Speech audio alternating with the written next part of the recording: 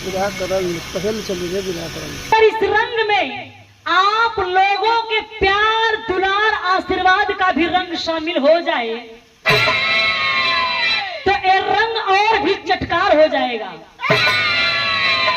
क्योंकि यही रंग जब हरिवंश राय बच्चन जी की कलम में उतरा तो उन्होंने लिख दिया कि रंग बरसे भीगे चुनर वाली।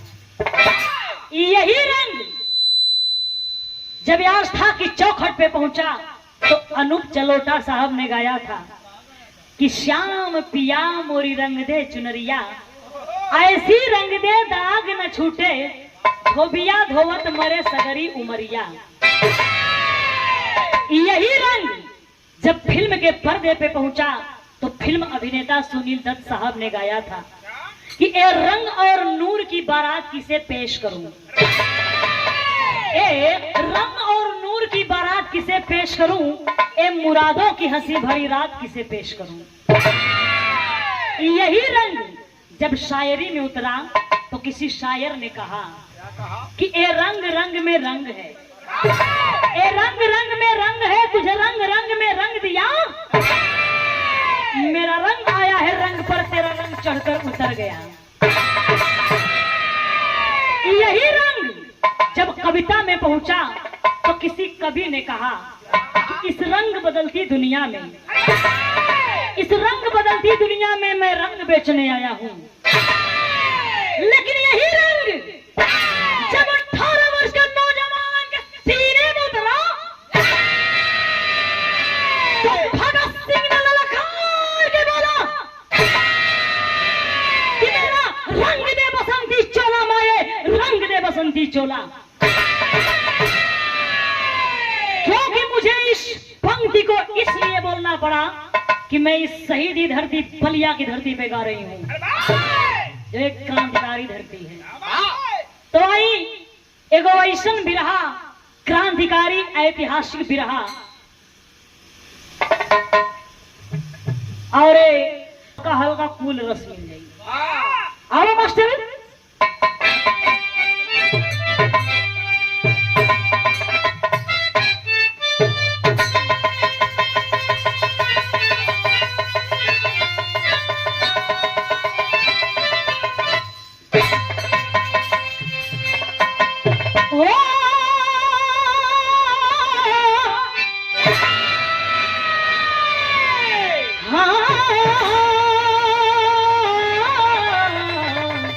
संवरिया हो बोले बाबा जोगिया हो राम।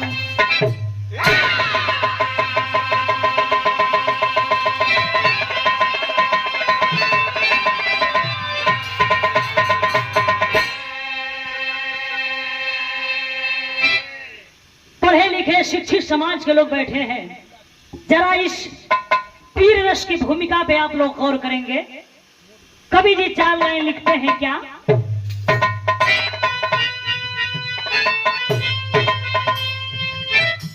तो जान जाए फरेस्तान जाए नहीं, फिर भी वीरता होती सिंगार है, सर को सर से कलम कोई कर दे भले, पीछे हटाना न स्वीकार है, मौत आए तो आए कोई गम नहीं, अरे निज लहू से चमन को सजा देंगे हम, खाके सौगंध माता मही की कहूँ, ईट से ईट तेरी बजा देंगे हम।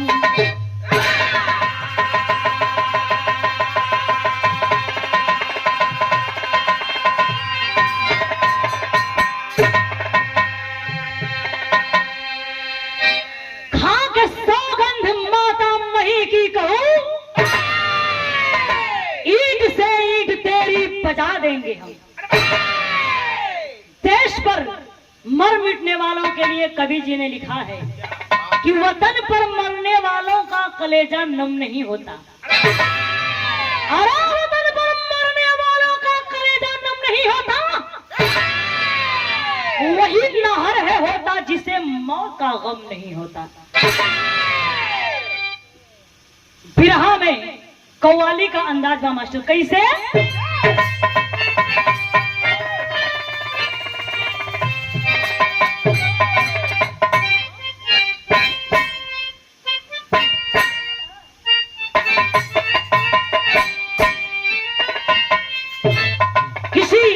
आशिक माशुबा की बात है, इश्क।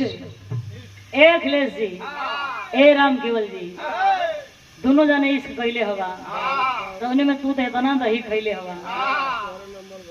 हाँ, इश्क क्या है? गुड़ से मीठा इश्क, इश्क इमली से खट्टा इश्क। फिर खै अगर प्रेम बढ़ जा तब वो बेकार बा, आज अगर एक तरफा प्यार रह तब वो में खटाई पड़ जा तो वो दिक्कत बा। यही लिए कहना बा कैसे?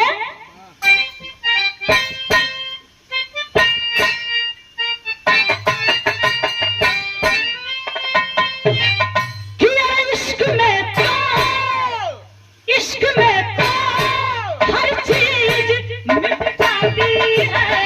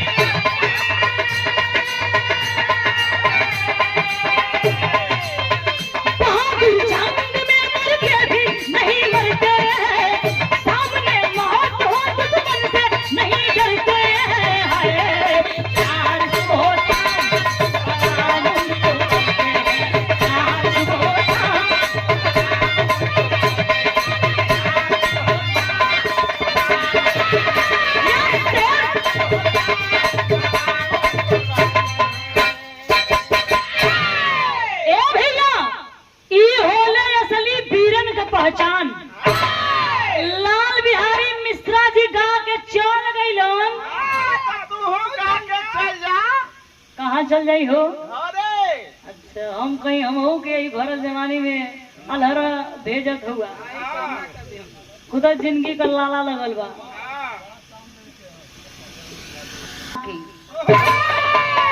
अनमोल अचरा के पलना बना के ललना के झुलना झुलावे लिमाई, खा के नून रोटिया आ झिलना के खटिया पे बेटवा के छतिया लगावे लिमाई। फटही लुगरिया में पेवना चुनरिया में, फटही लुगरिया में पेवना चुनरिया में आपन उमरिया बितावे लिमाई। ममता के गागर में सागर समाइल बा, अनादर में आदर दिखावे लिमाई। माई बाप का अगर बेटवा अनादर भी कर रहल बा भूल चुक से, तब वो माई आदर ही प्रेम ही लुटावेली। माँ के ममता, माँ के दूध का कर्ज केहू चुका ना पाई। लेकिन आप लोग बिरहा से दिमाग ना हटाएंगे। लाल बिहारी मिश्रा जी गा के चल गईलन की पनिया बरसे या पथरवा पहाड़ों पहाड़ों पर खड़ा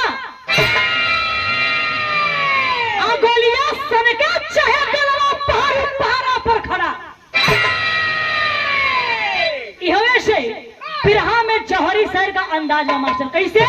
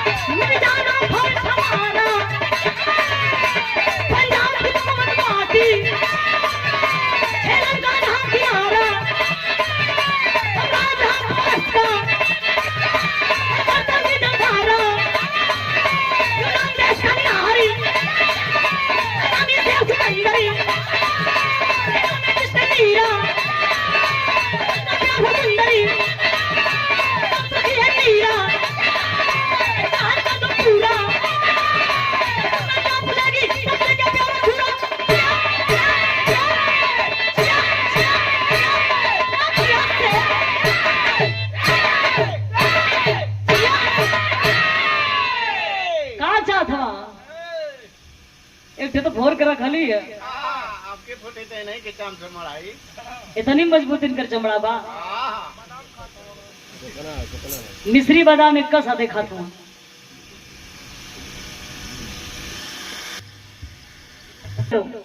ये कहानी कहाँ का बा और कैसन बा हम आप लोगों के लेके चला तानी कि पंजाब की धरती पर देखी जो पंजाबी पगड़ी बा वो पगड़ी के देख के हमें ये बिरहा के याद आ गई बात हम कली हम गायब जरूर आपकी पगड़ी को सम्मान करते हैं और सलाम करते हैं। पंजाब की धरती पर आज से हजारों वर्ष पहले एक राजा हुआ करते थे जिनका नाम बताया गया पोरस यादव, जिनकी बहादुरी की चर्चा पूरे विश्व में मशहूर थी। लेकिन वही समय यूनान देश का बादशाह सिकंदर, उसके भी बहादुरी की चर्चा पूरे विश्व में फैली हुई थी। लेकिन सिकंदर का एगो प्रेमिका रहल जेकर नाम रहल नीरा सबनम, जिससे सिकंदर बेपनाह मोहब्बत करता था। उसके साथ शादी के बंधन में बंधना चाहता है। लेकिन जब शादी का नाम नीरा सबनम सुनलस तो एगो बात कहलस कि हमसे शादी कर जात हुआ तो शादी के पहले एगो हमार शर्त बा। कौन शर्त बा? तर्ज बदल गई।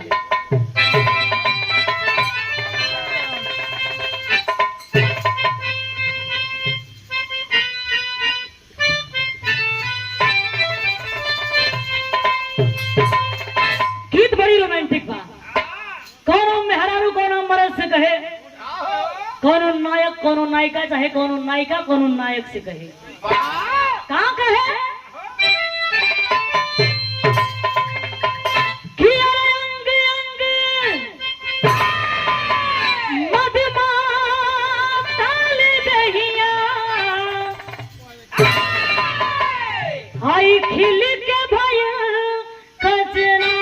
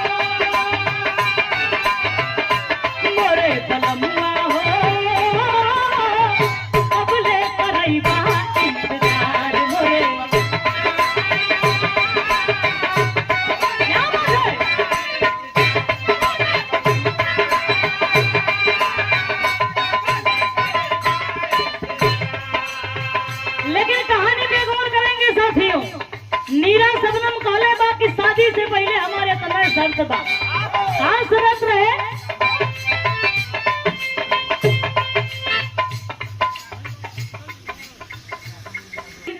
रवा लगन के पांव छू के बोलगी बा, लेकिन कहत बा वो नीरा सबनम का कहे?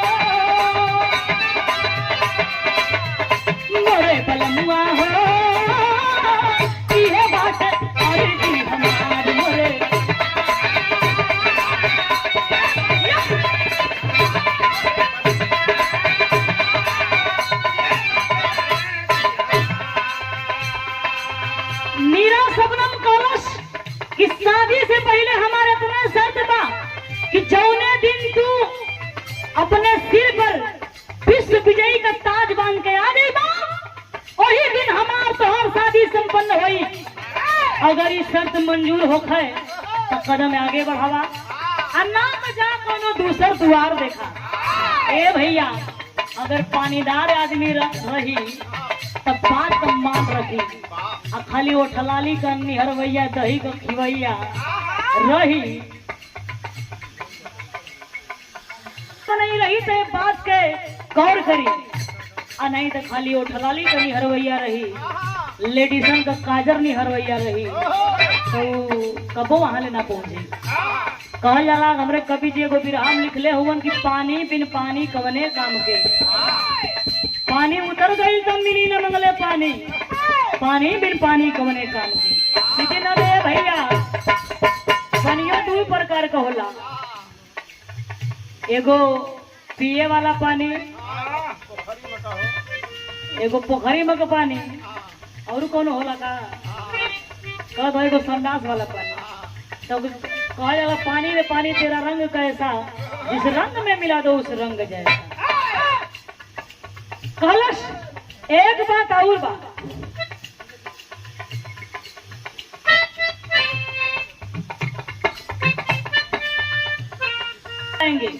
एक बात और कहले बा, कलश की जहाँ जहाँ लड़ाई लड़े बजे जाइबा हमहू तुम्हारे साथे चला।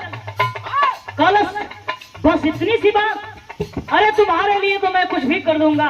और तब से बाबू दुनिया के हर मुल्क पर, हर जिला, हर देश पर चढ़ाई करे लगल सिकंदर। तो भइल का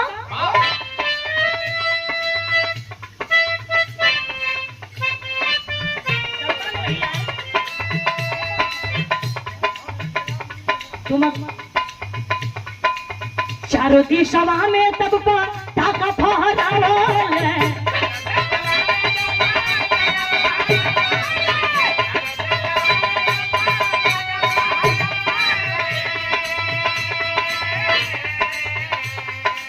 हिंद देशवा की ओरी पढ़वले,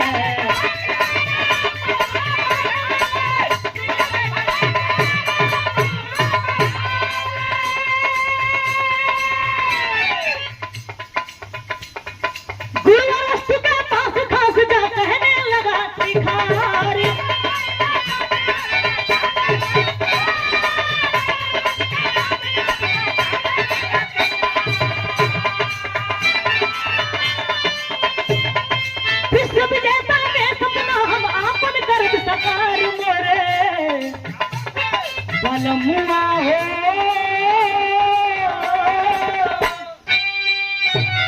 मोरे बलमुआ हो, इहे बात अर्जी हमार मोरे बलमुआ हो,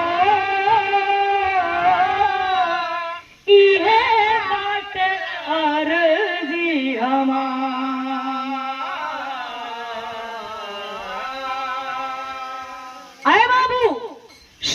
मिलकर चारों दिशाओं पर विजय प्राप्त कर चुका है सिवाय भारत को छोड़कर।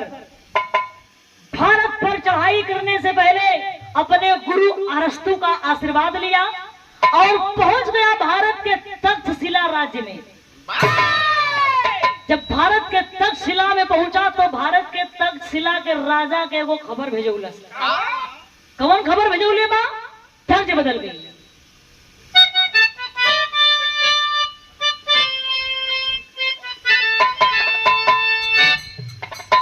तर्ज बड़ी पुरान बा लेकिन बिरहा में एकर झलक आज भी बा।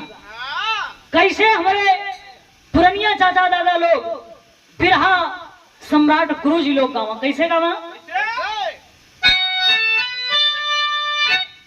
कि अरे पिया परदेसवा जठान नहीं हरवा,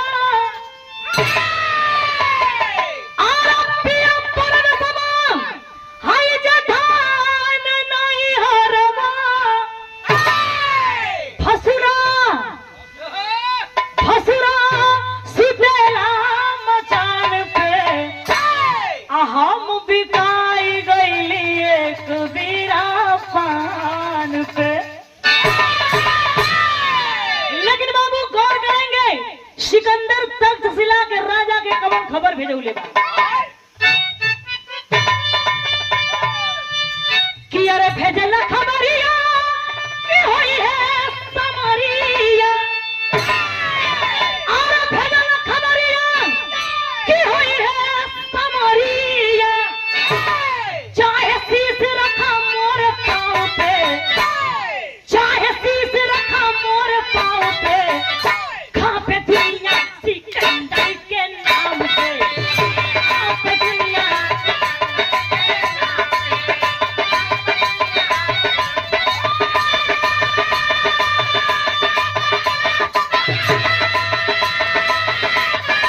क्या बात है?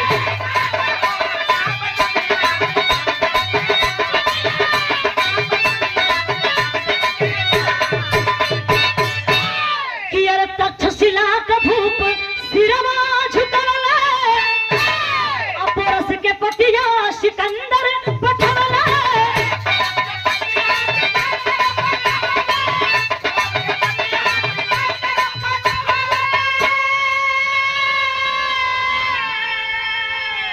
अरे तल लगली अग्निया परस के बदनिया, अरे लगली अग्निया परस के बदनिया, त घायल भइला दुश्मन के दाव पे, दुश्मन के दाव पे, के नाम क्या है?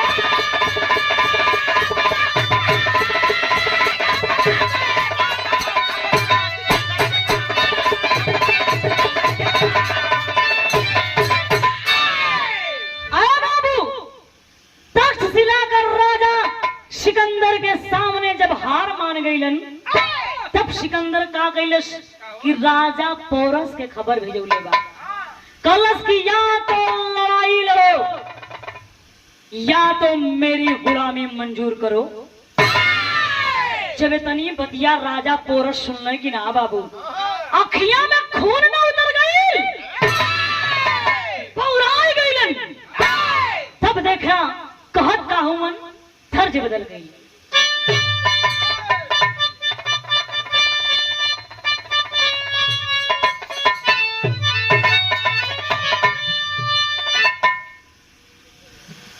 धमकी सुनलन सिकंदर का राजा पोरस तो कहल जाला कि कब्बो मीठी नहीं हीरे का पानी, पौरा गईलन। तो कहलन का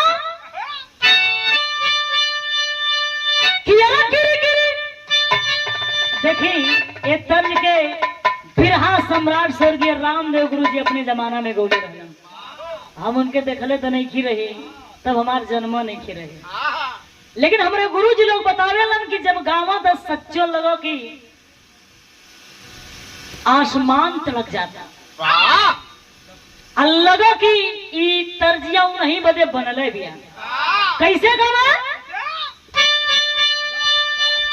कि गिर गिर जाना ना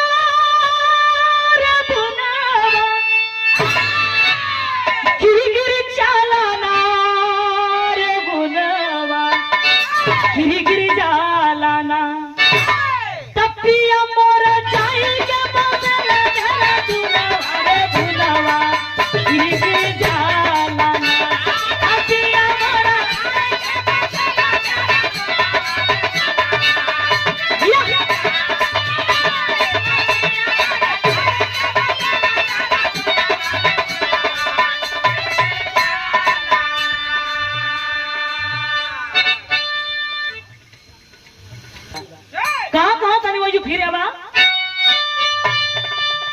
किया गिर गिर जाला नार बुनावा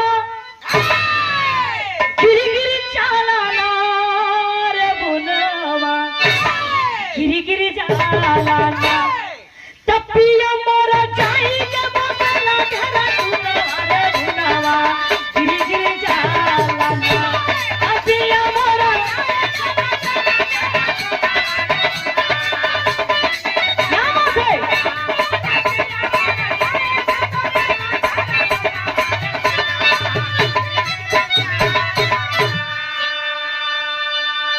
लेकिन बाबू जब राजा पौरस सिकंदर का धमकी भरा खत पढ़लन गौराए न गईलन त कैलन का किया गिर गिर जाला नारे पहाड़वा गिर गिर जाला नारे पहाड़वा गिर गिर जाला ना त सुनी सुनी कायर तेरे पहाड़वा गिर गिर जाला ना त सुनी सुनी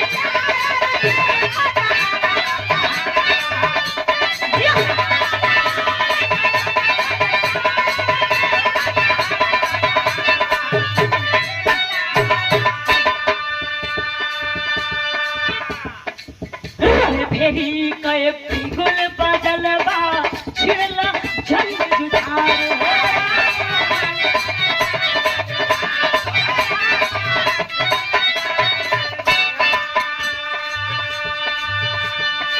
फेरी दिला से जंग लगलवा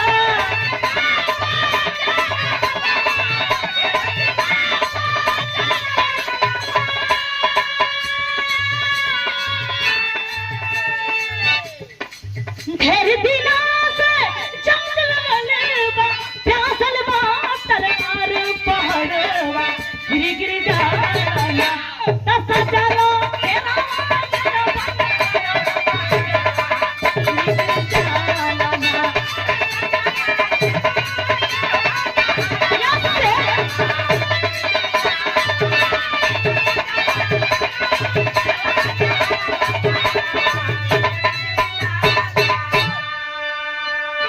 अरे बाबू राजा पोरस अपने सैनिकों को बुलाकर कहने लगे कि बहादुरों लड़ने के लिए तैयार हो जाओ और दिखा दो सिकंदर को कि ये हिंदुस्तानी खून है मिट जाना जानता है लेकिन कहीं झुकना नहीं सीखा है यही कहो गई बा कि अपनी आजादी को हम हरगिज मिटा सकते नहीं सर कटा सकते हैं लेकिन सर झुका सकते नहीं अरे बाबू दोनों सेनाएं आमने सामने बा बादशाह सिकंदर और राजा पोरस का हमरे बिरहा में आज का दौन उपलक्ष्य बा समय बा जौने समय पर बिरहा गवात बा वो भी आप लोगों के सुने के मिली और झलकी वाह तीनों सेना आमने सामने बात भइल का बाबू तर्ज बदल गई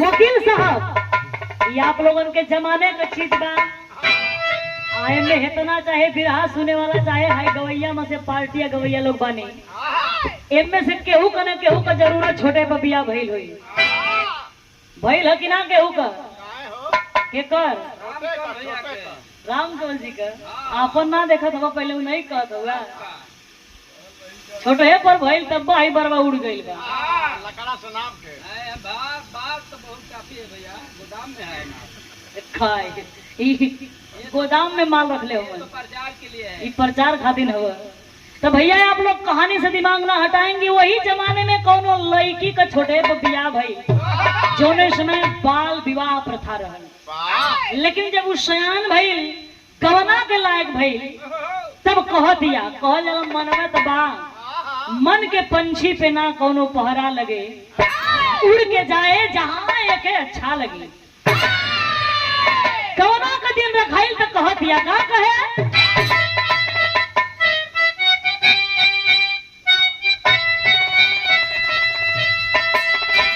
कि हम गवनवा नहीं जा, हम गवनवा नहीं जा, हम गवनवा नहीं जा, हम गवनवा नहीं जा। लोग कहा कहे ए अखिलेश जी, ए राम केवल जी, पीठ मत दिखावा। तो नई नई प्रीति लगल अहिरनवा, नई नई प्रीति लगल अहिरनवा, हम गवनवा नहीं जा।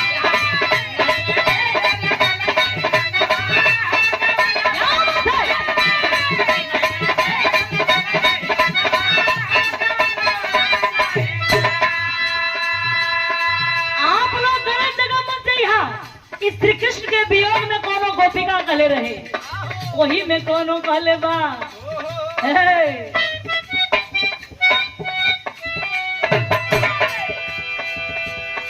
हम गवनवा कहिया जा, हम गवनवा कहिया जा।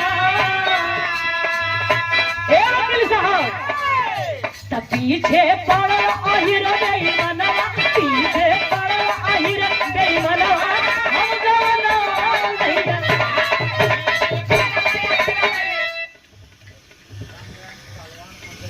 से अंतरराष्ट्रीय पहलवान जी, आपकी तरफ से 100 रुपए से सम्मान मिला है, बहुत बहुत प्रणाम बा। लेकिन बाबू गौर करेंगे, कहानी से दिमाग न हटाएंगे। बादशाह सिकंदर और राजा पोरस का सेना दोनों आमने सामने बा। तब भइल का दोनों काका जवनवाना, दोनों काका जवनवाना, चंडी चौहर भलवा, चंडी चौहर भलवा, दोनों काका जवनवाना।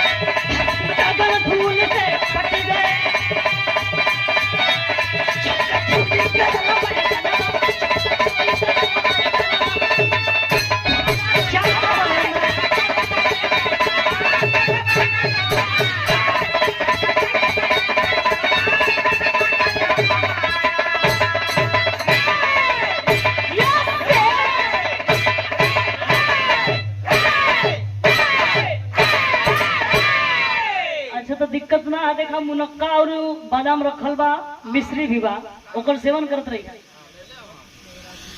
तलवार पे तलवार चले लगल, मैदाने जंग में लाशन का खरियान लग गई। तब सिकंदर सोचत बा, का सोचले बा, तेरी की लाइन में कहना बा।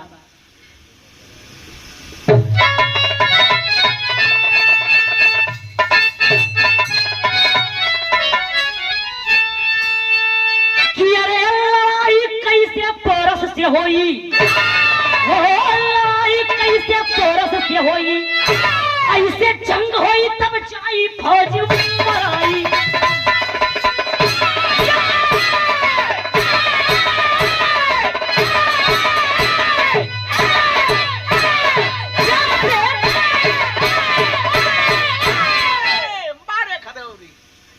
जिया वीर रस अब ना संतोष है, ढोलक फूट जाए तब लोगों का संतोष है।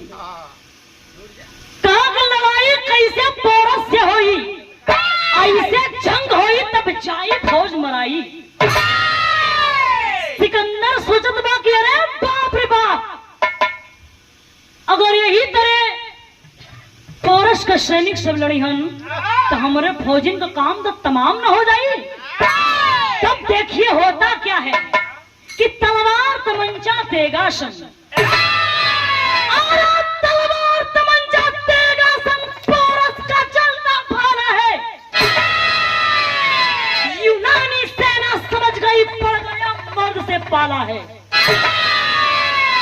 सावन की पूर्णिमा रात रही, और आज सावन की पूर्णिमा रात रही, नीलातर भाल सजाई है।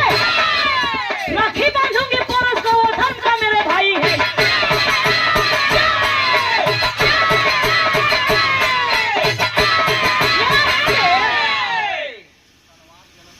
यह तलवार चलो चलो तलवार से ही चल तरी चले कि ढोलक यार पार हो जाए। एक तरह जने रह चढ़ाओ तो ढोलक ये वो हमारे में ना बजाओ तो बजाओ तो दूसरे में कहना तो यहाँ पर ढोलक ये दिया। अब मरना चढ़ो तक करतलिए से भाग का देव में चल गई। ये कहा कि हमारे मनीष बाबू गई ना लपदे ढोलक लेके उन्हें तो फिर कार्यक्रम है तो वैसा काम ना होगा तो तू पुराना बा। लेकिन कहानी से आप लोग दिमाग ना हटाएंगे भैया। लड़त लड़त एक दिन रक्षाबंधन का दिन आ गई। अब नीरा शबनम राजा पोरस के बहादुरी से इतना प्रभावित भई कि सोच में पड़ गई कि अगर मैं इस बहादुर को अपने धर्म का भाई बना लूं तो ये मेरे लिए बड़े सौभाग्य की बात होगी। से थारी लहलस, रोली लहलस, रक्षा लहलस और पहुंच गई राजा पोरस की दरबार में। और जाकर करती क्या है, पोपट की लाइन में कहना बा।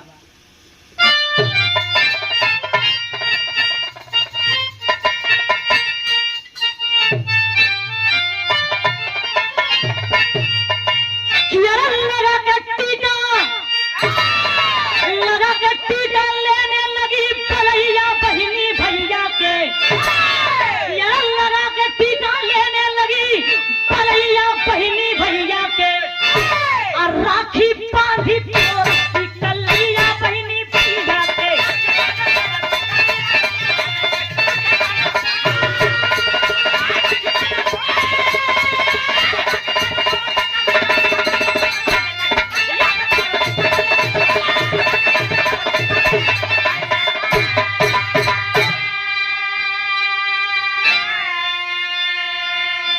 लगा के टीका लेने लगी पलैया बहिनी भैया के। राखी बांधी पोरस की कलैया बहिनी भैया के। अरे बाबू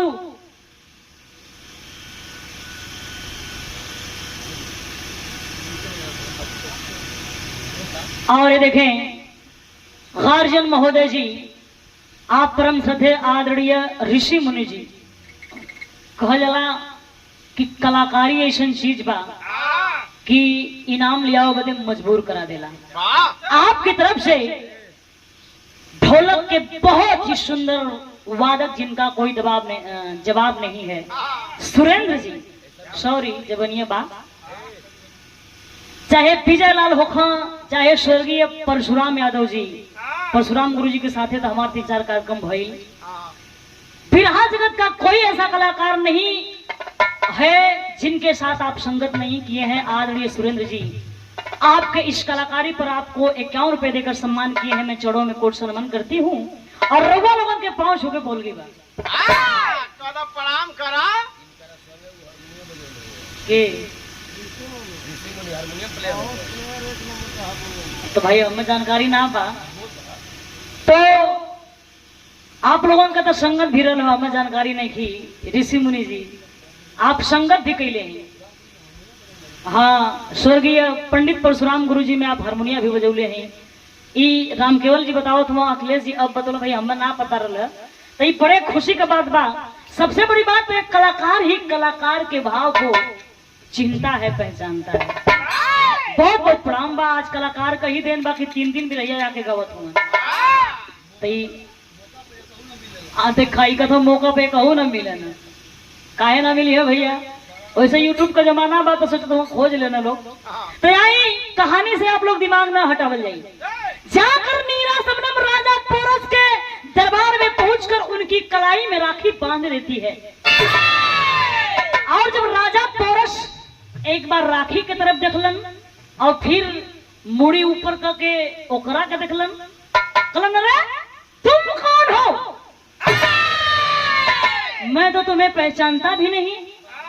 नीरा शबनम कलश की राजा, मैं आपके दुश्मन की होने वाली सुहागन हूँ और आपके बहादुरी से प्रभावित होकर मैं आपको अपने धर्म का भाई मान चुकी हूँ। जब इतनी बात राजा पोरस सुनलन तो सोच में पड़ गईलन कि एक दुश्मन की होने वाली सुहागन अगर मुझे अपना भाई मानती है तो मेरा भी तो इसके प्रति कुछ फर्ज बनता है। तब देखिए कहते हैं क्या राजा पोरस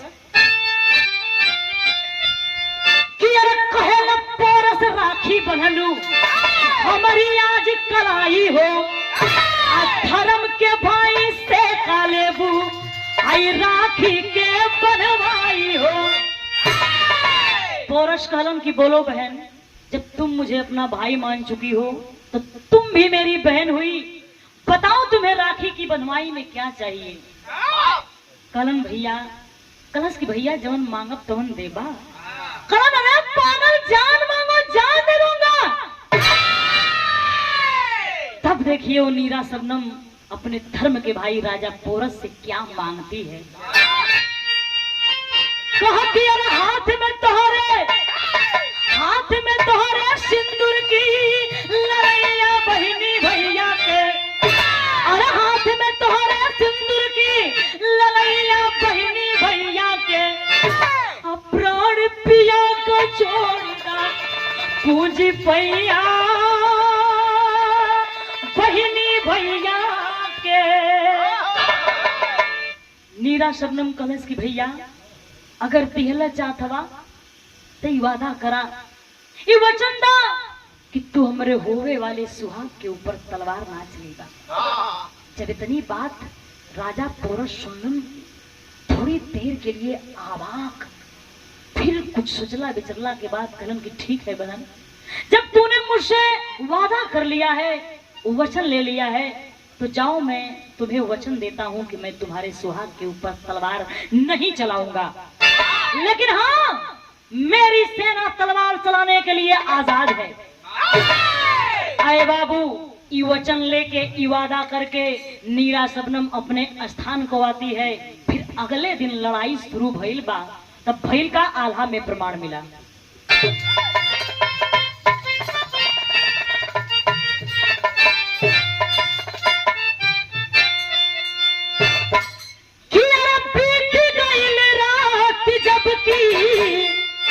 ए बाबू हो गई बिहनवा, अचली भइल दोनों वीर सेना हो सजा।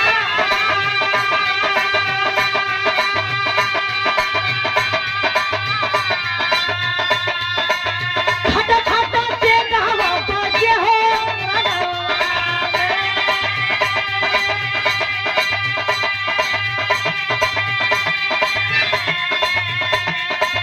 लसिया पलसिया गिरेले भाया,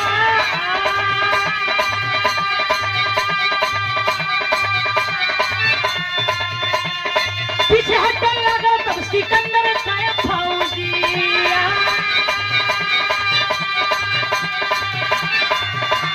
रनवा में गईला हाँ सिकंदर कभी घेरा,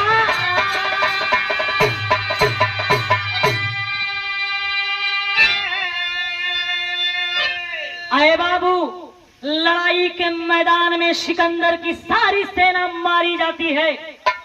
जब सारी सेना मारी जाती है तो राजा पोरस के सैनिक सब का कहलन कि सिकंदर को पकड़कर बंदी बनाकर और लाकर राजा पोरस के सामने पेश करते हैं।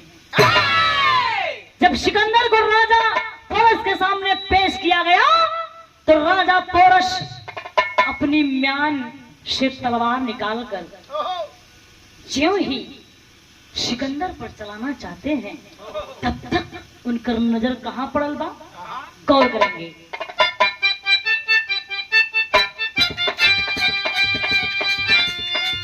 अरे तबल कलाई ऊपर पड़ली नजरिया,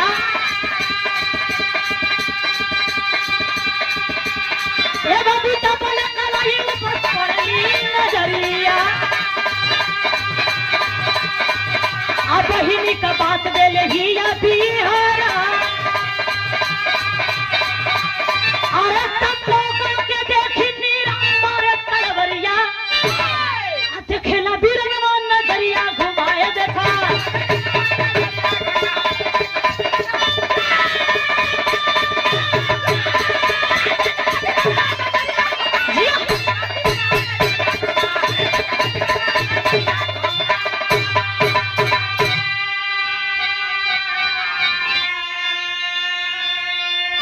अरे बाबू जैसे ही राजा पोरस अपने म्यान में से तलवार निकालकर सिकंदर पर चलाना चाहते हैं तब तक उनके कलाई में वो बांधल राखी पर नजर पड़ गई।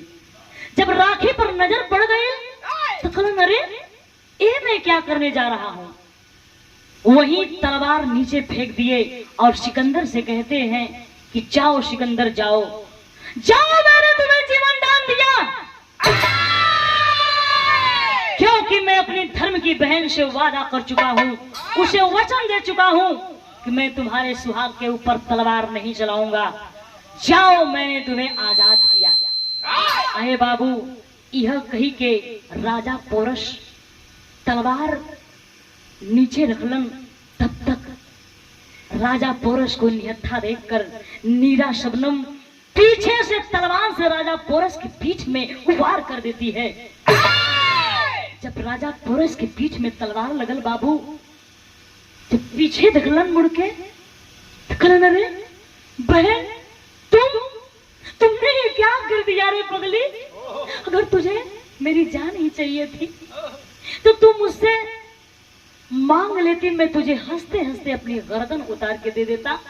तुझे तलवार चलाने की क्या जरूरत थी रे पगली। तूने तो आज एक भाई बहन के रिश्ते को मिटा दिया और पवित्र कर दिया। कोई भाई तुझ जैसी बहन से राखी नहीं बनवाएगा। अरे बाबू नीचे गिरा है सिकंदर, सारी बातों को सुन रहा है। सारी बातों को सुनकर कहने लगा कि मीरा सबनम तुम इतनी गिर जाओगी, मैंने कभी सोचा नहीं था। और अपने हाथों को सिकंदर राजा पोरस के हाथों में देखकर बोला कि मित्र आज यूनान हार गया और भारत जीत गया। राजा पोरस बोले कि नहीं मित्र नहीं, न यूनान हारा है न भारत जीता है, बल्कि एक कपट का रिश्ता जीत गया और विश्वास का रिश्ता हार गया। अरे बाबू वही सिकंदर भी घायल और राजा पोरस भी घायल। दोनों बहादुरों के जख्मों को देखते हुए हमारे आदरणीय कवि सूबेदार यादव जी बड़ा बढ़िया भाव लिख ले हुए खड़ी की लाइन में। कैसे?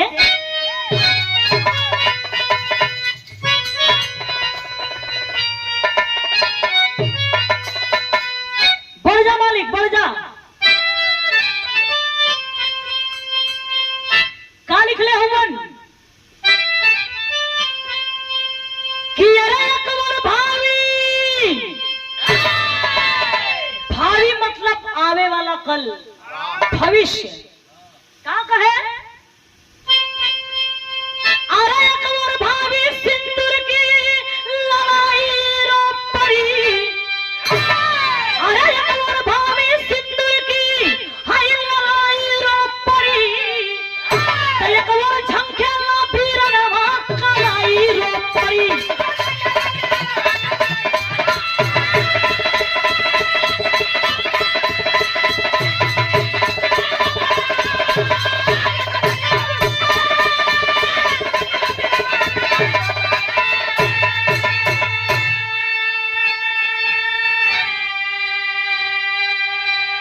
एक मोर भावी सिंदूर की ललाई रो पड़ी, एक मोर झंखेला बिरनवा कलाई रो पड़ी। अरे बाबू वहीं से सिकंदर वापस लौट जाता है और नीरा शबनम से कहने लगा कि नीरा तूने तो आज मेरा विश्व विजेता बनने का सपना भारत की मिट्टी में दफन कर दिया।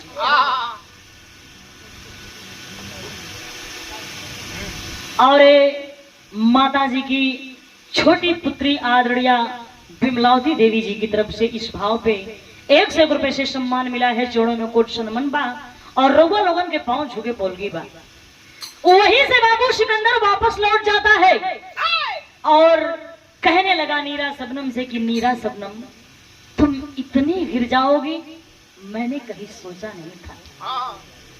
तूने तो आज मेरा विश्व विजेता बनने का सपना भारत की मिट्टी में दफन कर दिया। आज से तेरे रास्ते अलग, मेरे रास्ते अलग। तू मेरे लिए मर चुकी है और मैं तेरे लिए मर चुका हूँ। प्रमाण मिलता है बाबू कि ईरान तक पहुंचते पहुंचते सिकंदर को खबर मिली कि राजा पोरस इस दुनिया से अलविदा हो गए। तो बाबू बादशाह सिकंदर भी एक बहादुर योद्धा था, वो भी इस सदमे को बर्दाश्त नहीं कर पाया। और प्रमाण मिलता है कि जब उसका अंतिम समय आया तो अपने पूरे नात रिश्तेदार गांव जवार सबको बिजोर कर कहने लगा कि मेरे मरने के बाद मेरी अर्थी को ढक देना, लेकिन मेरा ये दोनों हाथ खुला छोड़ देना और मेरा जनाजा बीच शहर से लेके जाना, ताकि दुनिया वालों को मेरा ये खुला हाथ संदेश देगा कि ऐ दुनिया वालों, जब विश्व विजेता सिकंदर खाली हाथ जा रहा है तो तुम क्या लेकर जाओगे, तुम्हारी क्या औकात है। किसी ने बर्फ से पूछा कि तुम इतनी ठंडी क्यों हो। बर्फ ने जवाब दिया कि मेरा अतीत भी पानी, मेरा भविष्य भी पानी, तो मैं गर्मी किस बात पे रखूं। तो क्या इंसान की ऐसी स्थिति नहीं है कि उसका अतीत भी खाली हाथ और भविष्य भी खाली हाथ। क्या लेकर आया है इंसान जो लेकर जाएगा, सब कुछ बना बनाया यही रह जाएगा।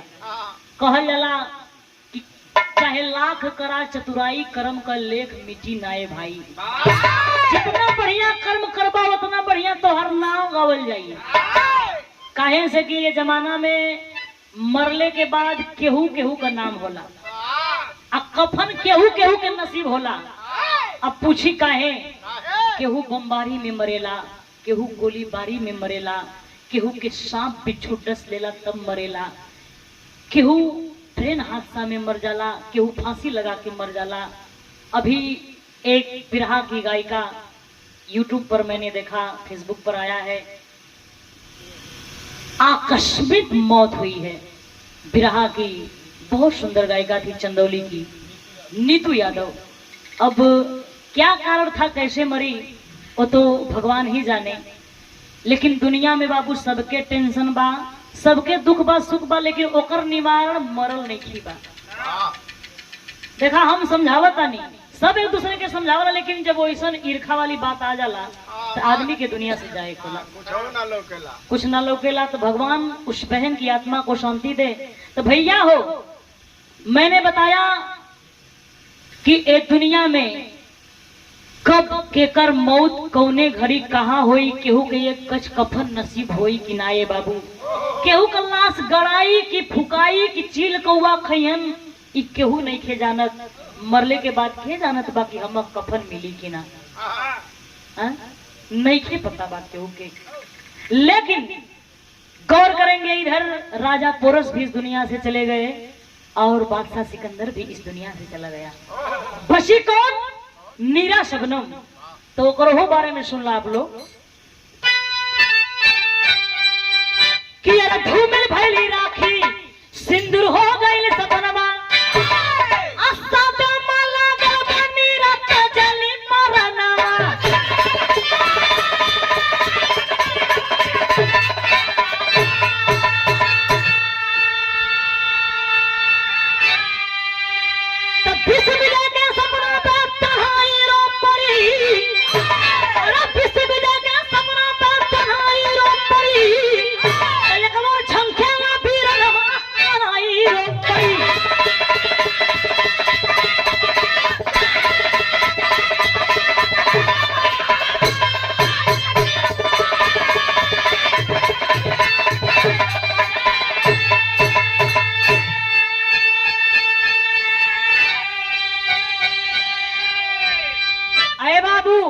इधर नीरा शबनम सोचने लगी कि वाह अरे मुझ जैसी अभागन, न मैं राखी की हो सकी न मैं सिंदूर की हो सकी। वही नीरा शबनम को भी सदमा लगा और वो भी इस दुनिया से अलविदा हो गई। तो ई रहल एगो वफादार भरी दुश्मनी का कहानी। वफादार, गौर करेंगे, वफादार भरी दुश्मनी का कहानी। कितनो बड़ी दुश्मनी रह भैया, लेकिन थोड़ी सौ में जगह जरूर छोड़ देवे के चाहिए, गांठ ना बांध लेवे के चाहिए। कतो एयर ओवर जाए खातिर जगह छोड़ देवे के चाहिए। अच्छा तो मैं तू का करबा जाके? अरे बड़ा काम कर दे भैया में। कितनो गहरी दुश्मनी रह, कितनो कड़ी से कड़ी दुश्मनी रह, लेकिन तनी से जगह छोड़ देवे के चाहिए। काहे से कि कब केकर कहाँ जरूरत पड़ जाई। एक कहावत बा कि दुश्मन न करे दोस्त ने वो काम किया है, उम्र भर का गम हमें इनाम दिया है। अपने ही गिराते हैं नशे मन पे बिजलियां, गैरों ने इसे आकर के थाम लिया है, उम्र भर का गम हमें इनाम दिया है।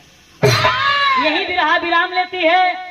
अगर आप लोग चाहल जाए तो श्रद्धांजलि गा दे, ना चाहल जाए तो हम कोनो आप लोगों का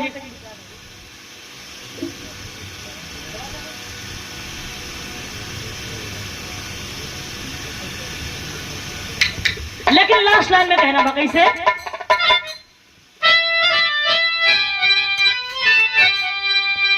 कि गुरु बिहारी गुरु गणेश गुरु रामलाल की लीला, कवि चंद्रिका राम